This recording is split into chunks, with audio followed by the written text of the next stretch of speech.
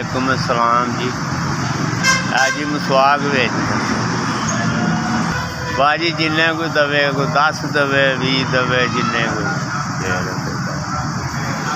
कुछ नहीं जी, बस है ना रुपया 300 400 बनता है जी। बस 300 400 कदी है 500 जुमेरात में बन जाए। वो भी जुमेरात वो भी कोई वध दे छड़े, कोई 10 20 50 वध दे छड़े। एक रहिए 50 गरीब आदमी हाँ जी।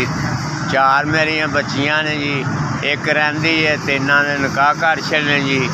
तो मैं गैठियां का मरीज़ हाँ, मेरी बांह नहीं सीधी होंगी है जी। है टाइम ये नहीं कि दवाइयां भी बड़ियां लईयां ने हाँ जी। इत्थे धियां ने जी, वो जड़ियां ने 3 मतलब ब्याह छड़ियां ने। बच्चे ने 2 मुंडे ने, छोटे छोटे ने जरा। वो बच्चियां वड्डियां सन जी।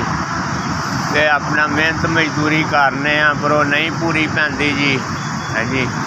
तो थोड़े थोड़े नाल जी कुछ नहीं बनता, बस अपना गुजर गुजारा होंदा।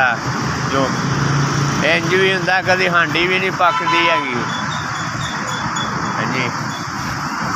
तो एक दिन की पक्की नाल ही दूजे दिन गुजारा कर लईदा जी अपना। मेरा हालात ही इंज दे होए पे ने जी, काम भी कोनी है।